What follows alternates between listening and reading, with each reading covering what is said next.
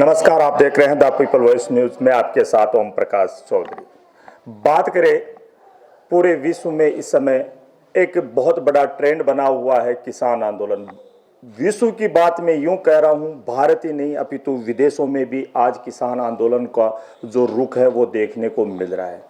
इसी किसान आंदोलन के ऊपर विभिन्न प्रकार की गतिविधियां सामने आई। कभी किसान अपनी फसलों को पर ट्रैक्टर चला रहे हैं। किसान पिछले कई दिनों से इस सर्दी की ऋतु में भी सड़कों पर बैठे हुए नजर आ रहे हैं, लेकिन केंद्र की मोदी सरकार तस से मस होने का नाम नहीं ले रही। हम बात करें राजस्थान के एक ऐसे ही फायर ब्रांड नेता जो उसको, चाहे वो विधानसभा में हो, चाहे वो प्रेस कॉन्फ्रेंस में हो, चाहे वो किसान सम्मेलन में हो, अपने सिर पर जैसे ही साफी बांधकर वो जाते हैं तो ये मानो एक प्रकार से भूचाल सा कायम उत्पन्न हो जाता है।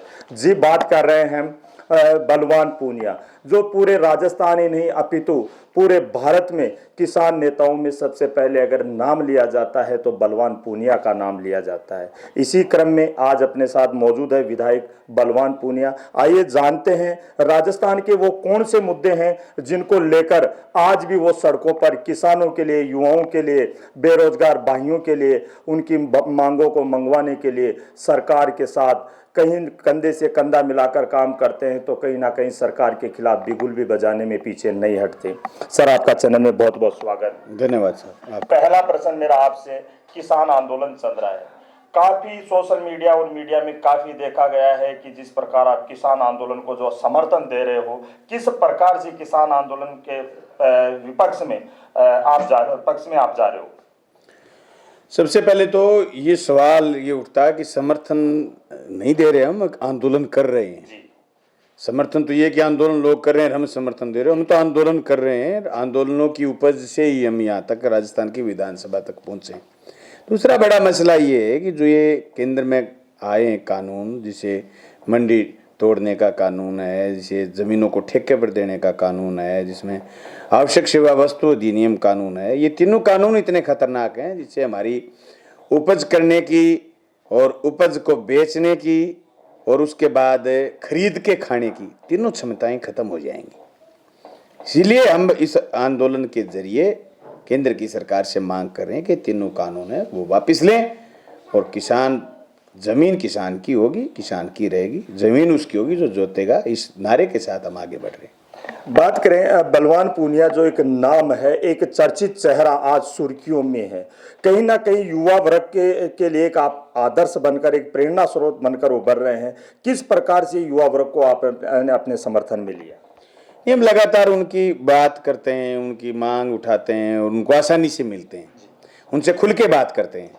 वो हमें बात कह लेते हैं, हम उनको बात कह लेते हैं। इसलिए युवा आते हैं हमारे पास बात करने के लिए और उनकी बात हम राजस्थान की विधानसभा में भी उठाते हैं, उनके आंदोलनों में जाते हैं, उनके मंच पर। दूसरी बात ये कि युवा को भटकाना, गुमराह करना आज बहुत आसान बात है, क्योंकि वो बेरोजगार है, दर दर की ठोकर खाता है। उस स्थिति में हम उनसे साफ साफ गोई बात करते हैं।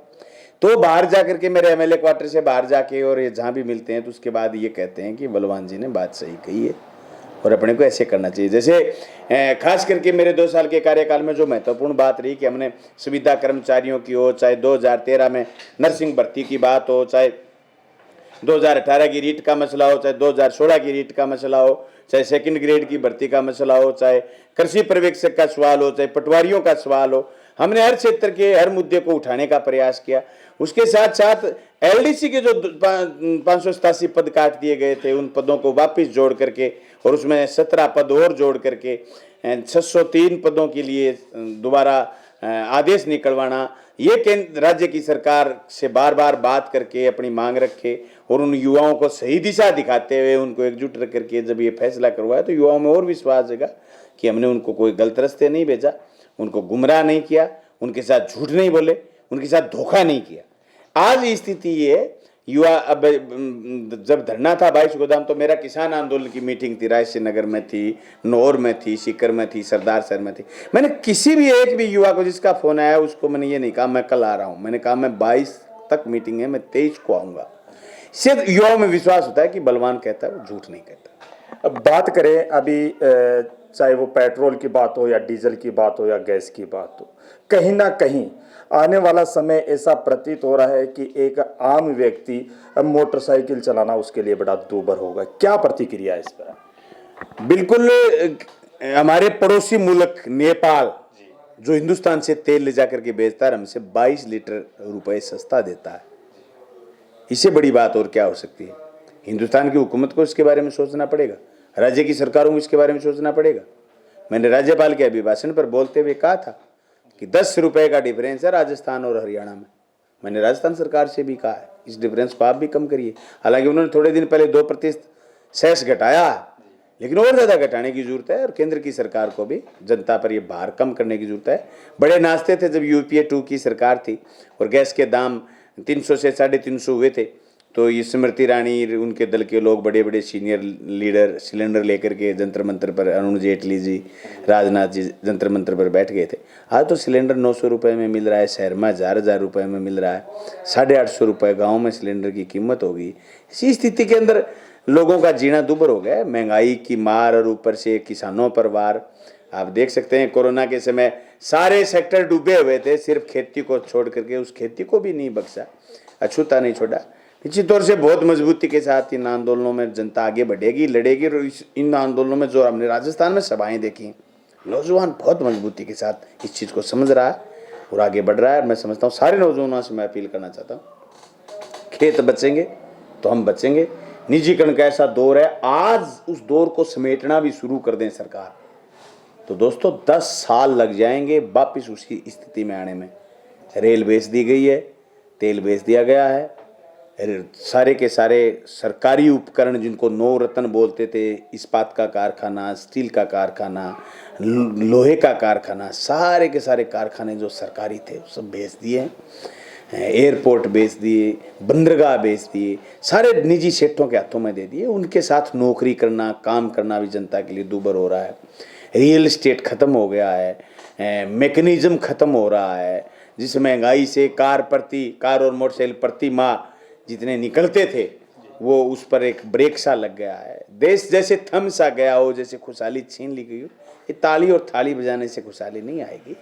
ये वापिस उस हिंदुस्तान को उसी मूवमेंट में लेके आना पड़ेगा जब 2008 में दुनिया में मंदी थी और हिंदुस्तान उभरा हुआ था। तब दुनिया के लोगों ने पूछा कि हिंदुस्तान में मंदी न होने की वजह क्या है, तो हिंदुस्तान के प्राइम मिनिस्टर मनमोहन सिंह ने बात कही थी कि हमारा हिंदुस्तान सरकारी है, वहाँ सरकारीकरण है। आज भी सरकारें वहाँ जनता के लिए खर्च करती हैं।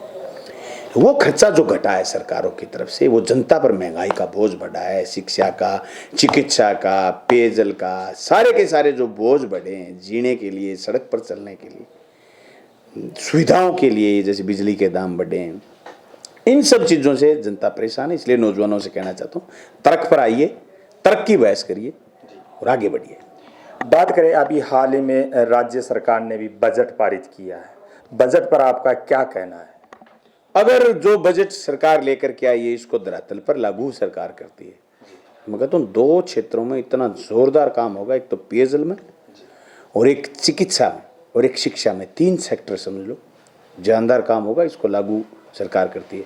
हाँ, मैं मेरी विधानसभा क्षेत्र की बात करूँ तो पहले जो हमने मंडियाँ खुलवाई थी, पहले हमने जो स्कूल खुलवाए थे, स्कूल क्रमोन्नत करवाए थे, कस्टम हेयरिंग सेंटर यानी किसानों को कृषि यंत्र देने का सवाल था, और ये सारी चीज़ें हमने लागू की हैं और तेज़ी से हम इनको लागू करने का प्रयास करेंगे। और सरकार से हमने मांग भी की, हमारे क्षेत्र की बहुत सारी चीज़ें अभी पेंडिंग हैं। नहरों के लिए, बिरानी क्षेत्र को नहरी करने के लिए हमारी सरकार से मांग भी है, चल रही है। निश्चित तौर से मैंने अभी डिबेट में भाग लेना है, मैं तैयारी कर रहा हूँ बजट पर। मैं तो यही कहना चाहूँगा आपके चैनल के माध्यम से, जो बजट सरकार अनुमानित बजट लेकर के आई, इसको खर्च करने में कामयाब होती है तो जनता के लिए अच्छा प्रयास है। इन 3 क्षेत्रों में ज़बरदस्त जनता के लिए फ़ायदा होगा। एक अंग्रेजी माध्यम स्कूल जो खुले हैं, ये 5000 की आबादी से ऊपर, इस प्रोग्राम को अगर सरकार गंभीरता से 1 साल में, 2 साल में भी लागू कर दे तो मैं समझता हूँ कि जेब से, जो अंग्रेजी माध्यम के नाम से जनता की जेब से जो पैसे निकलते हैं, गाँव से प्राइवेट बसों में लोग चढ़ के जाते हैं, उसकी बजाय सरकारी सेक्टर में लोग जाएंगे। गरीब का बच्चा अंग्रेजी पढ़ पाएगा, अंग्रेजी माध्यम पढ़ पाएगा। और दूसरा ये कि गरीब के बच्चों को रोजगार मिलने में भी आसानी रहेगी। टीपीवी न्यूज के खास शख्सियत के इस कार्यक्रम में भादरा विधायक बलवान पूनिया अपने साथ थे, जो हमेशा सुर्खियों में रहते हैं अपनी इसी तेज तर्रार वाणी को लेकर। चाहे बात किसानों की हो, चाहे बात युवाओं की हो, विधानसभा की टेबल पर अगर सबसे पहले किसी का हाथ बजता है तो वह है बलवान पूनिया। कैमरा पर्सन भूपेंद्र के साथ Om Prakash Chaudhary, the people voice news, Rajasthan.